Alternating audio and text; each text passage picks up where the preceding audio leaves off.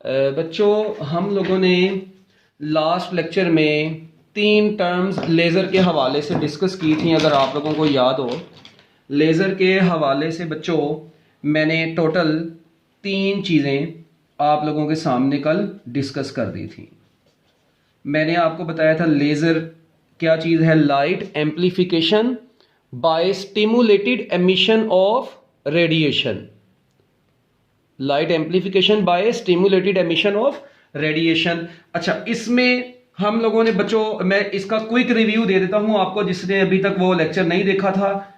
ठीक है, वो लेक्चर यूट्यूब से देख ले ऑलरेडी। ठीक है, प्ले लिस्ट के अंदर मौजूद होता है, पूरे चैप्टर्स की प्ले लिस्ट बनी हुई है। आपको किसी भी चैप्टर का कोई भी लेक्चर चाहिए हो, आप लोग प्ले लिस्ट में जाएं, आपको वो लेक्चर मिल जाएगा। जो सा नहीं मिलेगा वो भी इंशाल्लाह कुछ दिनों तक या कुछ देर तक अपलोड हो जाएगा।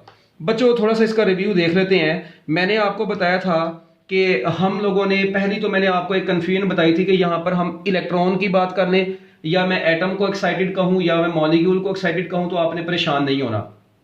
ठीक है, ये देखें, मैंने आपको बताया था जी कि एक हमने इंड्यूस्ड, या इसको हमने नाम दिया था बच्चों स्टिमुलेटेड एब्जॉर्प्शन। ठीक है, ये हम लोगों ने पढ़ी थी, इंड्यूस्ड या स्टिमुलेटेड एब्जॉर्प्शन।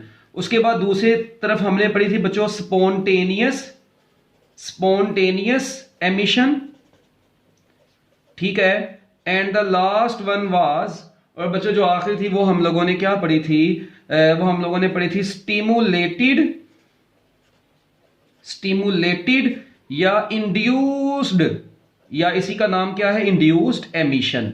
ये 3 चीजें मैंने आपको कल बताई थी। मैंने आपको बताया था जी, सपोज करें कि कोई भी एक एटम है। ठीक है बच्चों, कोई भी एक एटम है, ये देखें, ये उसके एनर्जी स्टेट्स हैं। ये अगर उसका न्यूक्लियस है, ये बच्चों बाहर उसके ये एनर्जी स्टेट्स हैं। ठीक है, सपोज करते हैं ये एनर्जी स्टेट E1 है, ये एनर्जी स्टेट E2 है। ठीक है, इसको हम लोग ग्राउंड स्टेट कह देंगे E1 को, और उसके लिहाज से E2 क्या कहलाएगी, एक्साइटेड स्टेट कहलाएगी।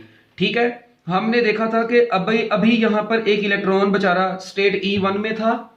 ये इलेक्ट्रॉन ने बच्चों ऊपर जाना था, तो मैंने आपको बताया था हमने क्या काम किया, हमने इस इलेक्ट्रॉन, देखें, इस इलेक्ट्रॉन के ऊपर बम्बारमेंट की बच्चों हमने, मतलब फोटोन फेंका, एक ऐसा फोटोन जिसकी एनर्जी इन दोनों एनर्जी लेवल्स के डिफरेंस के इक्वल है, फिर ये इलेक्ट्रॉन को एक्साइट करवा सकेगा। इसका मतलब आपके फोटोन की एनर्जी E2 माइनस E1 है, जिसकी वजह से ये इलेक्ट्रॉन यहां से जंप करके बच्चों कहां पर चला जाएगा, ये इलेक्ट्रॉन यहां से चर्सी जंप करके, ये न्यूक्लियस है, ये पहला शेल था, ये दूसरा शेल था, तो बच्चों वो इलेक्ट्रॉन यहां पर चला गया। अब ये इलेक्ट्रॉन जब यहां पर बच्चों पहुंच गया, इस चीज को मैंने आप लोगों के सामने जो डायग्राम बनाई थी उसमें मैंने ऐसे एक्सप्लेन किया था कि ये स्टेट E1 है, ये स्टेट E2 है। तो इलेक्ट्रॉन बच्चों यहां से एक फोटोन आया जिसकी एनर्जी E2 माइनस E1 है। जैसे इस इलेक्ट्रॉन ने ये फोटोन को एब्जॉर्ब किया, तो बच्चों ये इलेक्ट्रॉन, ठीक है जी, ये किस स्टेट में चला गया, अपनी ग्राउंड स्टेट से एक्साइटेड स्टेट में चला गया। And the whole phenomena is known as induced absorption.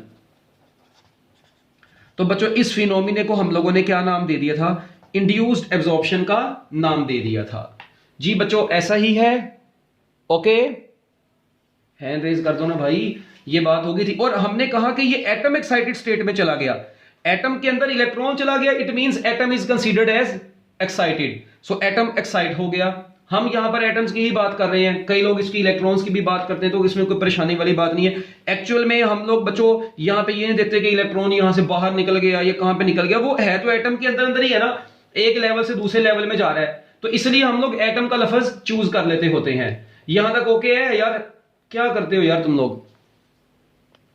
अच्छा जी, अब ये बच्चों इंड्यूस्ड एब्जॉर्प्शन। ठीक है, इसके बाद नेक्स्ट फिनोमिना हमने पढ़ा था बच्चों spontaneous emission.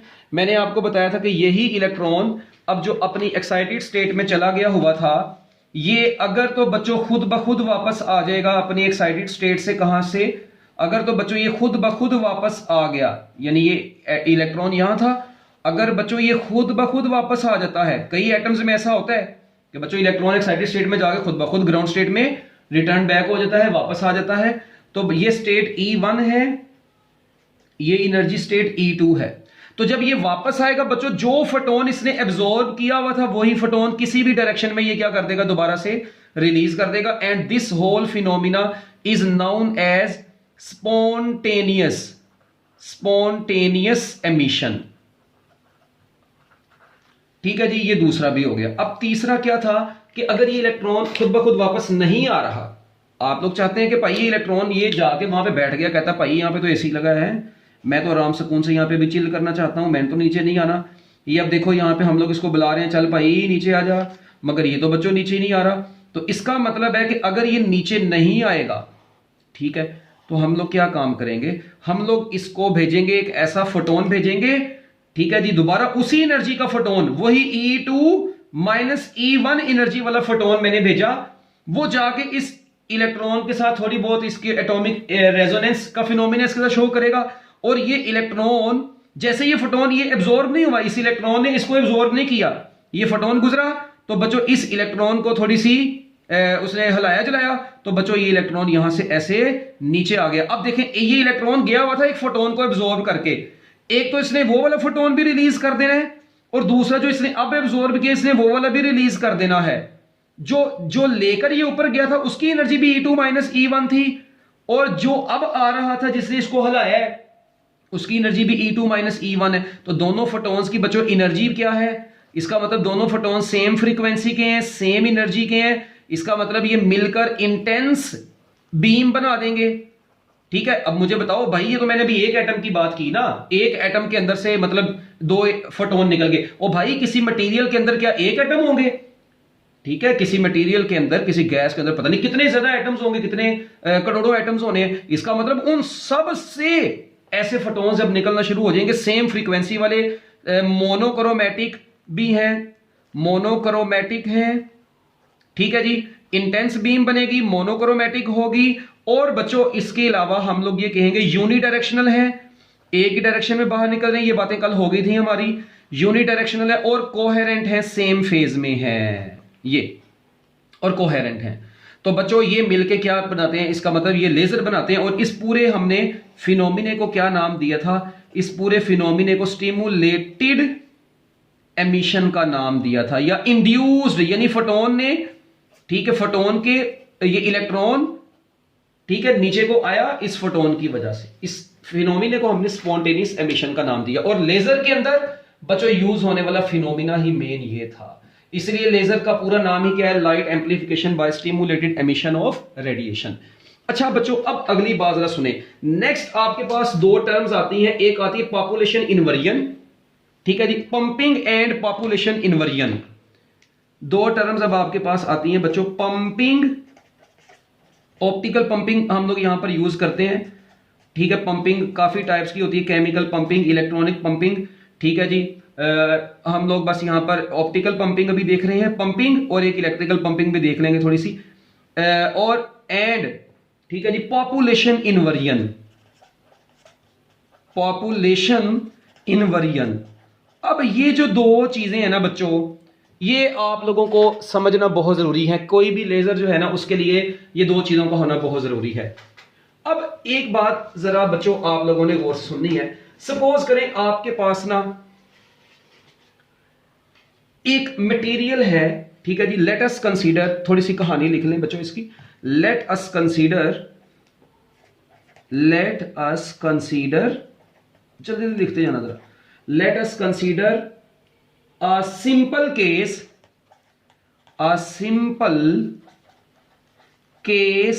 of material, a simple case of material whose atoms can reside in three different states, अच्छा, अब मैंने ये लाइन पता क्यों लिखी है, क्योंकि हमारे प्यारे प्यारे बच्चे, कई बच्चों, उनके दिमाग में ना फजूल किस्म का एक सवाल चला जाना था अभी कि सर जी हमने ये 3 स्टेट से क्यों डिस्कस की हैं। बच्चों एनर्जी स्टेट्स बहुत ज्यादा है, डिफरेंट मटेरियल्स की डिफरेंट हो सकती हैं, मगर हम लोगों ने फिलहाल बच्चों यहां पर जितनी एनर्जी स्टेट्स को डिस्कस कर रहे हैं, ऐसा मटेरियल चूज किया है कोई भी जिसकी 3 एनर्जी स्टेट्स हैं हमारे पास। फॉर एग्जांपल हीलियम, ये ऐसा मटेरियल है बच्चों जिसकी 3 एनर्जी स्टेट्स होती हैं आपके पास, ठीक है। जो सबसे ऊपर वाली होती है, उसको एक्साइटेड स्टेट बोलते हैं, जो सबसे नीचे वाली होती है उसको ग्राउंड स्टेट बोलते हैं, और जो उनके दरमियान में होती है उसको मेटास्टेबल स्टेट बोलते हैं।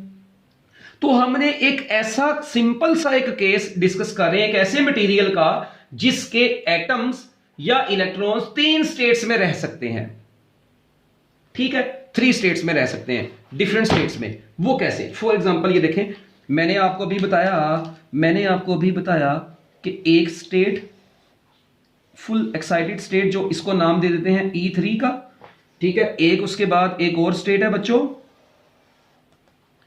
इसको नाम दे दिया हमने E2 का, और मैंने एक और स्टेट बना दी, इसको मैंने नाम दे दिया E1 का, ठीक है। अब जरा कॉन्सेप्ट सुनना, बड़ा जबरदस्त कॉन्सेप्ट आने लगा। यहां पर ना मेरे पास सपोज करते हैं ये 3 इलेक्ट्रॉन या 3 एटम, जो मर्जी एटम आपकी किताब में लो जी एटम चला देते हैं। अच्छा, अब ये 3 एटम्स बच्चों यहां पर पड़े हैं। ये जो स्टेट होती है, इस पहली वाली स्टेट को हम लोग फिजिक्स की दुनिया में नाम दे देते हैं ग्राउंड स्टेट का, इसको हम लोग नाम देते हैं एक्साइटेड स्टेट का, ठीक है। इसको बच्चों हमने नाम दिया, एक ये वाली जो स्टेट होती है, इस स्टेट को नाम देते हैं मेटास्टेबल स्टेट, जो ग्राउंड और एक्साइटेड के दरमियान में होती है। ये मेटास्टेबल स्टेट्स ज्यादा भी हो सकती हैं, ठीक है। हमने अभी एक ऐसा मटेरियल चूज किया जिसकी ये एक ग्राउंड स्टेट को डिस्कस कर रहे हैं, एक एक्साइटेड स्टेट को और एक मेटास्टेबल स्टेट को डिस्कस कर रहे हैं according to your FSc level. अच्छा, अब देखें बच्चों, यहां पर 3 एटम्स हैं, इनको मैंने एनर्जी दी, मैंने इनको एक्साइटेड स्टेट में भेजना है। अच्छा, अब बच्चों मैंने इनको, मुझे बताएं, मैं इनको चाहता हूं कि ये एक्साइटेड स्टेट में जाए, क्या करना पड़ेगा यार? सपोज करें एक एटम एक फोटोन को एब्जॉर्ब करके जाता है, सपोज कर लें, तो 3 एटम्स हैं, 3 फोटोन्स को एब्जॉर्ब करके ये चर्सी ऐसे ऊपर को जाएंगे। ले जी बच्चों, मैं यहां पर टोटल 3 फोटोन भेजे, और ये 3 फोटोन्स जो मैं यहां पर भेज रहा हूं, इन तीनों की एनर्जी अलहदा अलहदा, इन तीनों की अलहदा अलहदा जो एनर्जी है वो E3 माइनस E1 है। इतनी एनर्जी होगी तो फिर ये एटम्स को एक्साइट कर सकेंगे ना, ठीक है। लो जी बच्चों, जब ये यहां से, ठीक है जी, यहां से क्या हुआ, ये एटम को एक्साइट करवा दिया हमने E3 से, कहां पर, E1 से E3 पर, ऐसे ये देखें, ये सारे के सारे यहां से ऐसे एक्साइट कर गए। भाई नीचे से ऊपर आनी है, मैंने उसको सीधा बना दिया ऐसे। ये एटम्स ने इन फोटॉन्स को एब्जॉर्ब किया और ये हायर एक्साइटेड स्टेट में चले गए। बच्चों याद रखिएगा, जो ये मटेरियल हमने ऐसा चूज किया है, यूजुअली होता है, ये जो हाई एक्साइटेड स्टेट्स होती है ना, उनमें इलेक्ट्रॉन ठहरता है या एटम ठहरता है सिर्फ -8 सेकंड के लिए, 10⁻⁻8 सेकंड के लिए ठहरता है। इसको हम लोग नाम देते हैं transition time of excited state. Transition time भी इसको बुलाई था कि इलेक्ट्रॉन इतना टाइम बच्चों बस यहां पे ठहरेगा, और यहां पर ठहरने के बाद बच्चों ये ही इलेक्ट्रॉन फौरन जंप कर जाते हैं किसमें, मेटास्टेबल स्टेट में। ऊपर इनको बड़ी गर्मी लगी, ठीक है, ये बेचारे ये एटम्स एक्साइट होके गए ऊपर, मगर इधर ना कोई एसी उसी लगा हुआ है, यहां पे तो भाईजान इलेक्ट्रॉन का ठहरने का टाइम ही बड़ा कम है, 10⁻⁻8 सेकंड बस।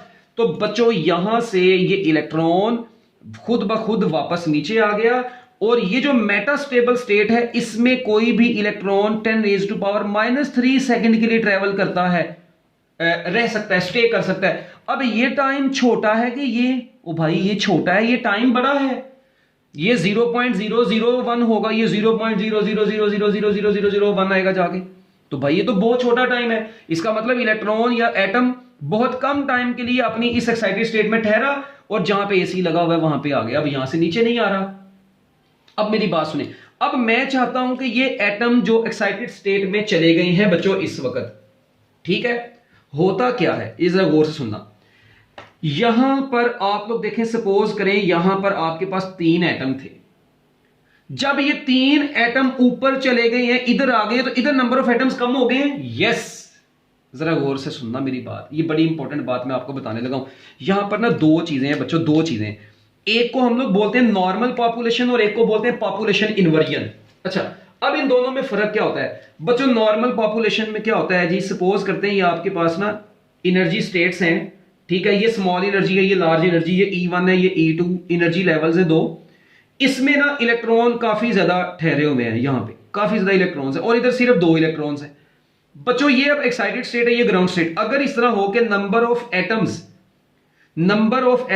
ग्राउंड स्टेट में number of atoms in excited state से ज्यादा हो, मैं क्या बोला, नंबर ऑफ एटम्स अगर ग्राउंड स्टेट में बच्चों क्या हो, ऐसा पॉपुलेशन जिसमें नंबर ऑफ एटम्स ग्राउंड में ज्यादा हो एक्साइटेड में कम हो, this is known as normal population.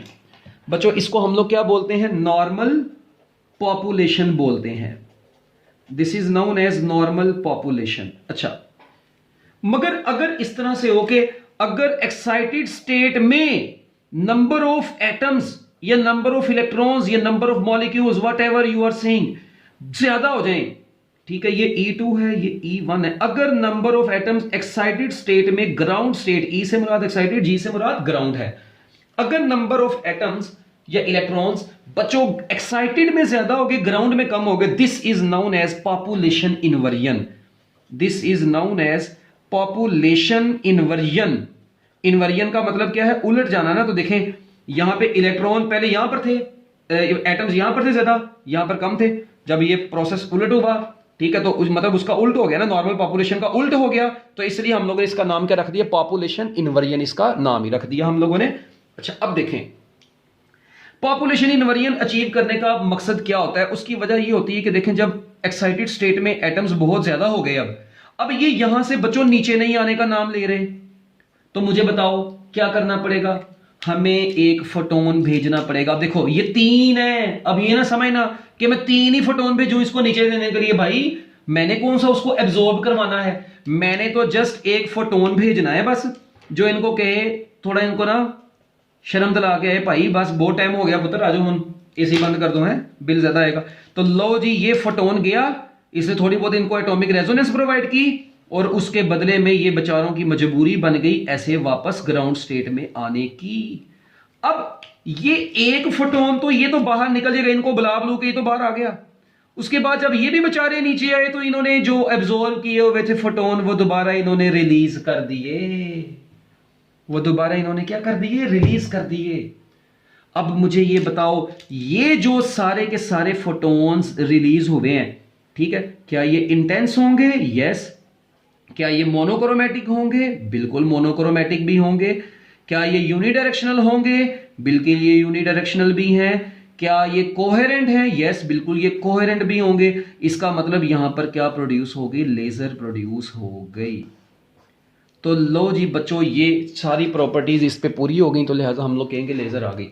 बच्चों लेजर प्रोड्यूस हो गई, यानी ऐसी लाइट आ गई जो इन सारी प्रॉपर्टीज रखती है। अब एक चीज आप लोग जरा यहां पर देखें, मैंने भी आपको जो पीछे बातें बताई थी वो सारी यहां पर आ गई हैं।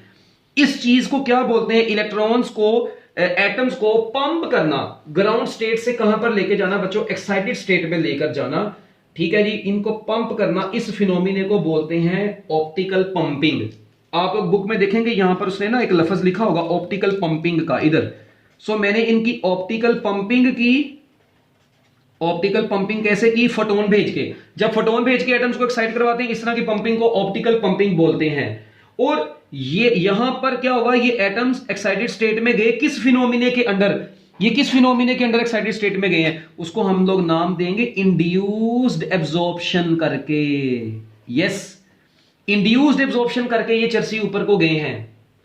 इंड्यूस्ड एब्जॉर्प्शन, ऑप्टिकल पंपिंग हुई, ठीक है, इसने पंप किया एटम्स को, इंड्यूस्ड एब्जॉर्प्शन से एटम्स एक्साइटेड स्टेट में चले गए और यहां से देखें खुद ब खुद वापस आ गए।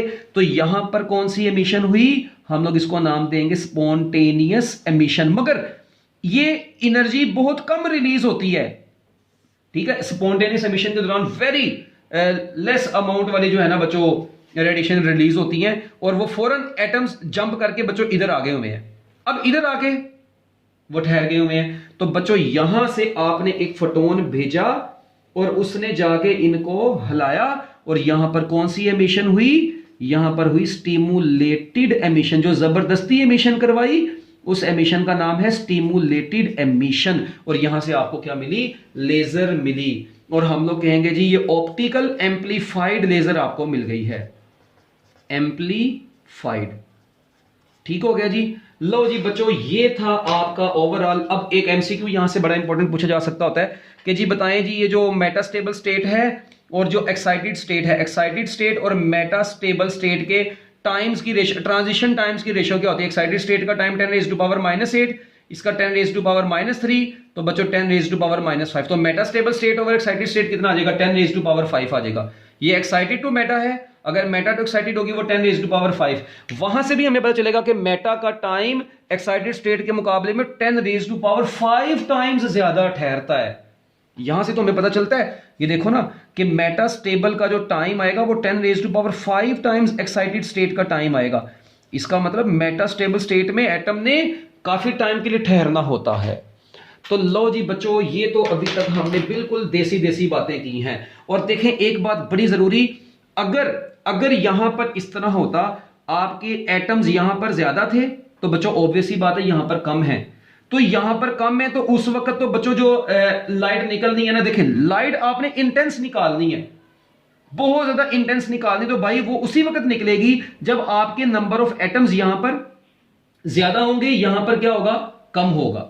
ठीक है, जब नंबर ऑफ एटम्स यहां पर ज्यादा होंगे एक्साइटेड में और ग्राउंड में कम होंगे, तब ही पॉपुलेशन इनवर्जन अचीव होती है। पॉपुलेशन इनवर्जन अचीव करने, without population inversion laser can not be produced. Very important line. ओ भाई, ऑप्टिकल एम्पलीफाइड से मुराद ये ऑप्टिकल पंपिंग की और आपको लाइट मिली एम्पलीफाइड फॉर्म में, हाई एम्पलीट्यूड वाली मिली है भाई। इसी को बोल रहा हूं अभी 3 मरतबा तो मैंने बताया यार, मर्जी है।